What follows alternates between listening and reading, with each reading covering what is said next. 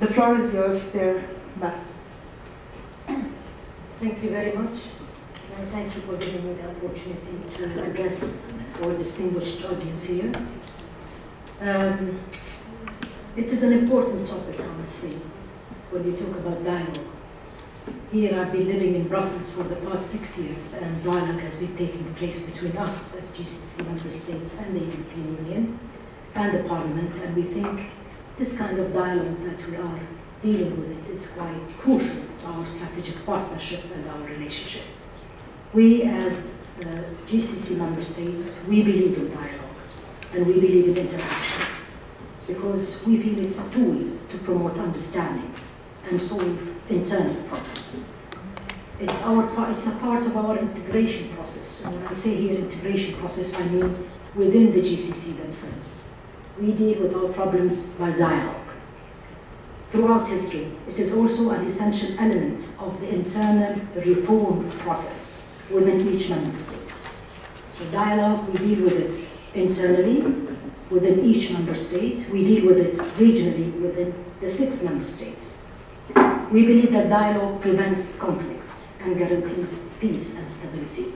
And I would like to give examples of 2 of the member states of the GCC. I would start with Saudi Arabia, where I think they have played a crucial role in advancing internal reforms, particularly regarding the empowerment of women, with the appointment recently of 30 women to the Shura Council.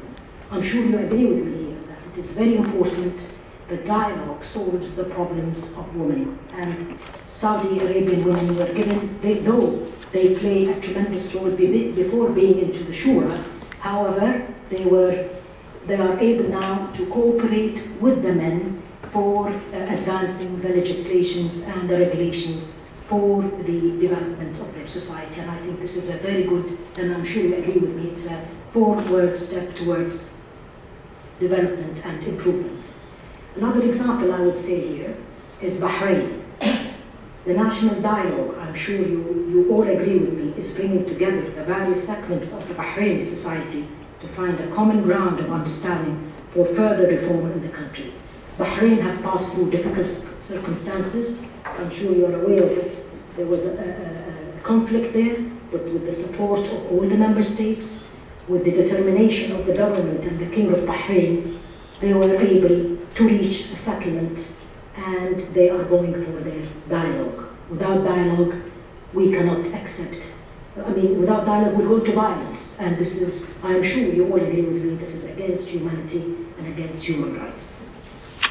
Constructive dialogue plays a key role in our cooperation with the European Union.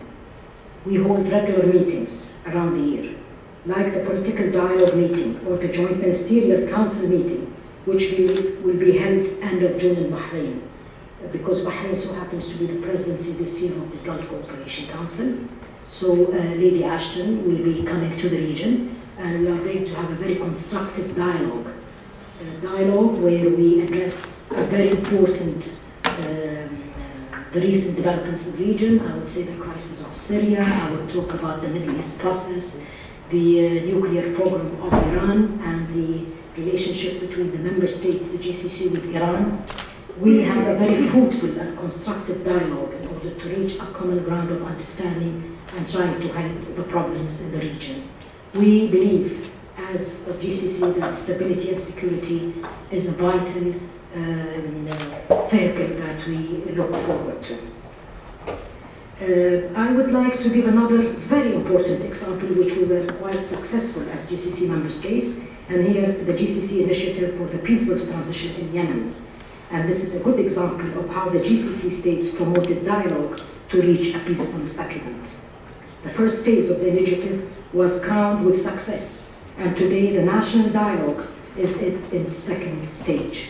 We were the leaders, and we were backed by the Europeans and the international community.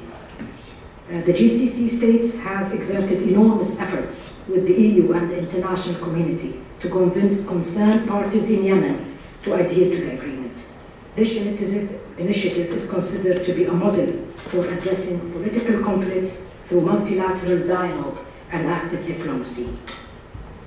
I would like to focus and give some kind of a reflection on the cultural side and it is very vital as well in our relationship with the EU. And here, I would like to say that we have as well, with the EU, among other things, are promoting the cultural exchange. And here we have the EU days in Saudi Arabia. We had EU days where they have explored how the EU functions and focused on the different countries of the EU. And we had our GCC days in the European capitals, naming some of them. We had one in Brussels, another in Amsterdam, Madrid, and Rome.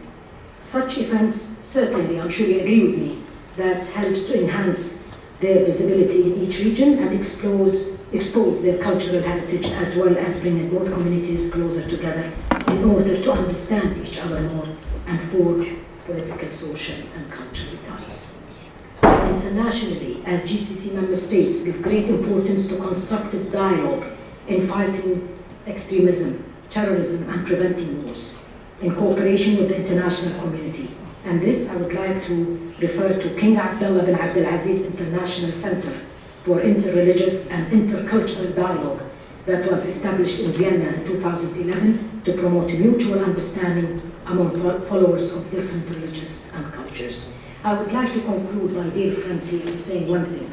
We believe in dialogue, but dialogue to be constructive, I think our counterparts, the Europeans, have to understand the particularities of our societies. And what I mean here, our traditions, our customs, and on top of all, our religion.